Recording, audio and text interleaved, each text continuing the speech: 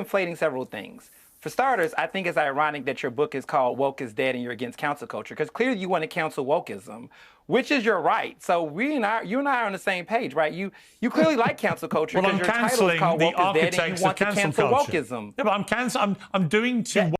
Hey guys, welcome back to the channel.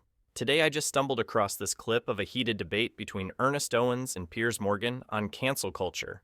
And honestly, you'll see just how the tables turn when someone accuses Piers of being the real cancel culture advocate.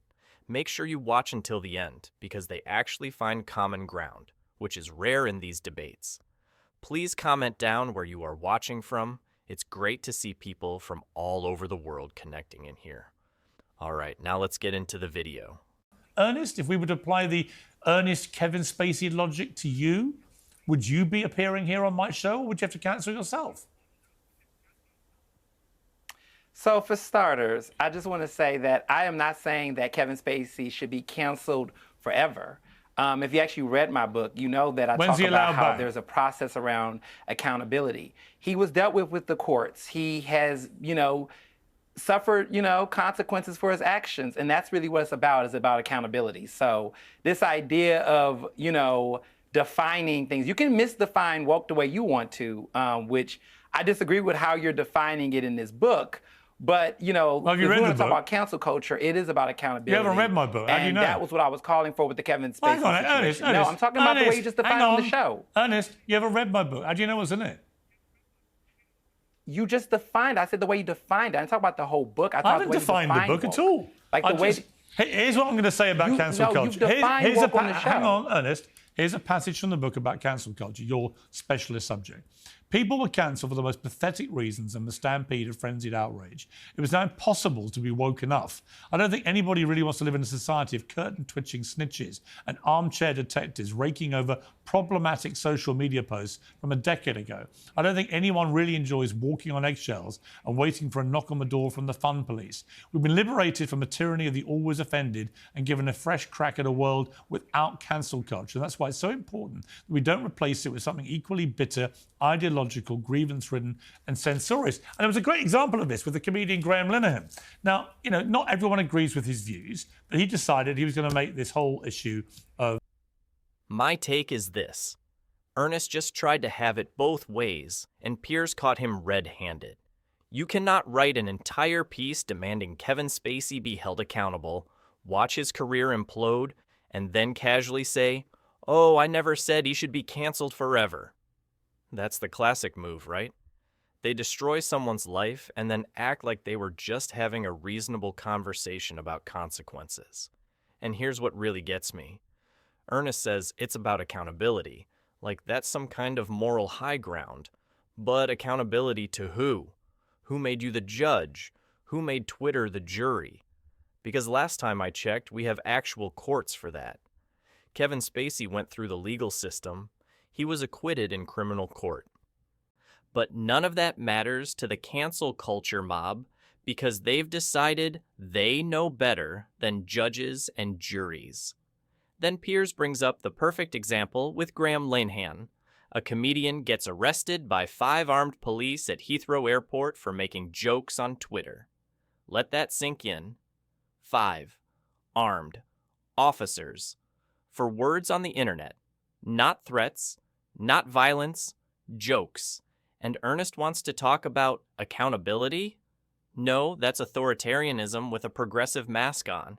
You know what I love about what Piers said? If you're inciting violence, fine. That's not covered by free speech. Exactly. There's already a line. We don't need armchair activists deciding what crosses it. The law exists.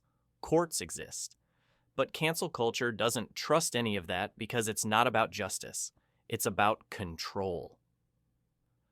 It's about making sure everyone thinks the right thoughts and says the right things, or else they lose everything. Of the trans activism, an issue where he would defend women's rights. Maybe he went too far with some of his rhetoric, with some of his posts. Maybe his jokes weren't that funny. But the idea that for posts on X in April, 5 armed police arrested him at Heathrow Airport and dragged him through the criminal mincer until, thank God, common sense prevailed, And the police announced not only were they not pursuing this case, but they were now no longer going to pursue at all any similar case like that, because they realised it's not their job to police free speech. If he's not inciting violence, and he clearly wasn't, they tried to make out that he was doing a crass joke, but he wasn't inciting violence against any individual. And I think that that is where my concern about cancel culture is, that if you're inciting violence, fine, that's not covered by free speech. No one should defend it, right? But if you're just being unpleasant, offensive, maybe even a bit hateful, you may not like it, Ernest Owens, but I'm entitled to be all those things towards you, and you are to me. No one's disagreeing with that. I think what is important to note is that you're conflating several things. For starters, I think it's ironic that your book is called Woke is Dead and you're against cancel culture, because clearly you want to cancel wokeism, which is your right. So you and I are on the same page, right? You clearly like cancel culture because your title is called Woke is Dead and you want to cancel wokeism. Yeah, but I'm doing to wokeism what cancel culture protagonists like you should want me to do. I'm cancelling it. Well, no. I want to cancel bigotry and hatred and racism and transphobia. And that's my opinion. Well, then I would argue that some of the behaviors of the comedian you spoke on, I don't think that the government should infringe upon his free speech rights, which is one thing, right? So I agree with you. I don't think law enforcement should have gotten involved. That was wrong, right? But again, I say the same thing about the FCC with Jimmy Kimmel, right? You're one of your guys, that you tend to be speaking positively about, the President of the United States. He wants to censor comedians who disagree with him politically. I think that is a right-wing version of wokeism. Wokeism is not just progressive. Wait. Did Ernest just say Piers is woke because he wants to cancel wokeism? This is peak gaslighting right here. Listen to yourself, Ernest. You're using the exact same logic that abusers use. If you call out my bad behavior, you're the real problem. No. Just no. Here's the difference, and it's huge. Piers isn't trying to get people fired from their jobs for having progressive opinions. He's not calling their employers. He's not digging through their decade-old tweets looking for something problematic. He wrote a book making an argument. That's called free speech. That's called participating in the marketplace of ideas. You don't get to equate intellectual criticism with ruining people's lives and call it the same thing. And then Ernest says, I want to cancel bigotry and hatred and racism and transphobia. Okay, but who defines those terms? Because I've seen people called transphobic for saying biological sex exists. I've seen people called racist for criticizing bad policy. I've seen people called bigots for being Christian. These words have been weaponized to the point where they don't mean anything anymore except, I disagree with you and you should be destroyed. But here's where it gets really interesting. Ernest accidentally makes Piers' argument for him when he brings up Trump wanting to go after Jimmy Kimmel through the FCC. And you know what Piers does? He agrees. He says, you're right. The woke right is showing the same tendencies. That's intellectual honesty. That's what this conversation should be about. Not left versus right, but everyone against authoritarianism from any direction. The beautiful irony? Ernest accuses Piers of cherry-picking while literally doing the exact same thing in real time. Ernest, and leftists. Let me surprise you. I don't disagree. I make the point in the book that you haven't read. You're going to tell him, Piers. The woke right is showing tendencies which are exactly the things they criticize on the woke left. And I said that in my book, The Case for Cancel Culture, Piers. So if you read my book, you will know that I talk about when progressives cancel and when conservatives cancel. I've been canceled. It's all subjective.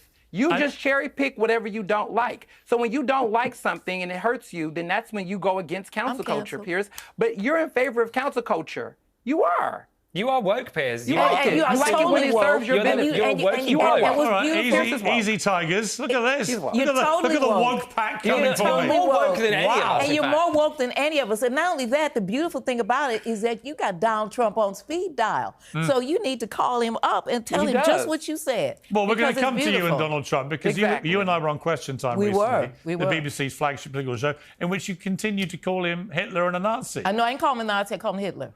Yeah, well, Hitler was a Nazi. I can explain. You can explain why he's Hitler but not a Nazi? Yes, I can. I'd love to hear that explanation. Okay, very happy That's one of the to. maddest things you've ever said. Very happy to. Was Hitler a Nazi? Of course he was. Then you've just answered your own But question. the opposite doesn't mean the same. That doesn't mean it's true. Just because one preposition is true doesn't mean the other one is true. And I can explain it. All right, well, I'm going to come to you, Bonnie, because don't worry, got a lot to discuss with you. Okay, good. Ernest, finally on cancel culture. You know, I do actually accept, for example, there's a good example of this in the UK at the moment.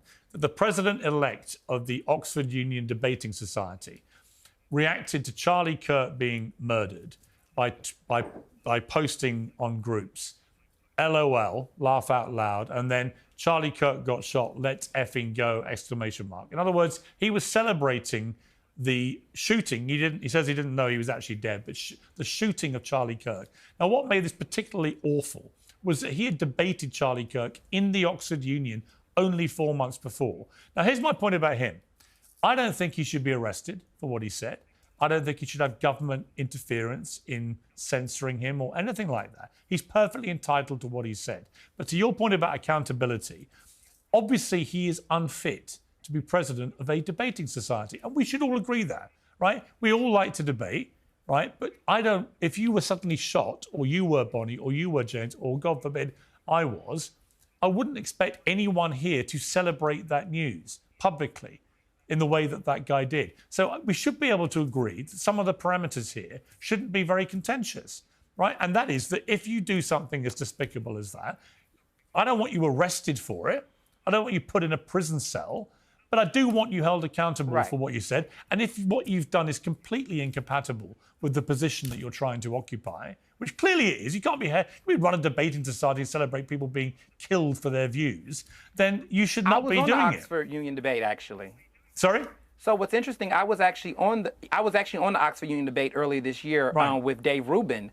When you had him on your show that week, I was actually on that debate. And so I do know the players there. And I think what's important to note is, like, your point is correct. The way in which we define who we choose to counsel is based on our own standards, or the standards to which you're upholding the role, which is about civility. And often what happens, what I notice with people on the right, is that they'll claim that they're being canceled when said audience or said group holds them accountable to the standards to which they've agreed to. So if you are a school teacher and you're making inappropriate remarks about your students that could be considered racist or sexist or problematic, and you lose your job for that, you're not canceled for that. And I think that that's the problem. I agree. Is that people are using that. So that's what I believe in. That's what cancel culture is about. I think it's about accountability in that type of way. I'm not saying that the government should stop your First Amendment rights, but I am saying that, you know, the court of public opinion can weigh, which is what I was saying about Kevin Spacey. Ernest, we may have very rarely have reached a point of almost agreeing with each other. So on that bombshell, it took us 2 years. It's taken a while, but I'll let you go. Okay, this is where Piers absolutely nails it with the Oxford Union example. Someone celebrated a political figure getting shot, laughed out loud about it, and Ernest has to admit that crosses a line. Why? Because suddenly it's not abstract anymore. It's not about holding systems accountable or whatever vague language they use. It's about a real human being celebrating real violence. And Piers makes the critical distinction. He doesn't want the guy arrested. He doesn't want government involvement. He doesn't want police kicking down doors. He wants social consequences from the relevant institution. The guy shouldn't be president of a debate society if he celebrates killing people for their views. That's common sense. This is what the cancel culture debate should be about. Not whether consequences exist, of course they do, but who enforces them and how. A debate society removing someone who celebrates political violence. That's appropriate institutional response. 5 armed cops arresting a comedian for a bad joke? That's tyranny. An employer firing someone for actual misconduct at work? Reasonable. A Twitter mob destroying someone's life for a tweet from 2009? Insane. Ernest finally admits, the way in which we define who we choose to cancel is based on our own standards. Exactly. Your standards. Not universal standards. Not legal standards. Your subjective, ever-changing, politically motivated standards. And that's the problem. But here's what gives me hope. They actually found common ground. Both agree government shouldn't censor speech. both agree social accountability can exist. The question is just where that line is. And you know what? We can have that conversation. We should have that conversation without the police, without people losing their livelihoods, with actual good faith discussion. That's what free speech looks like. So what do you think of this? Leave your thoughts in the comments section below, and please don't forget to like and subscribe. I'll see you in the next video.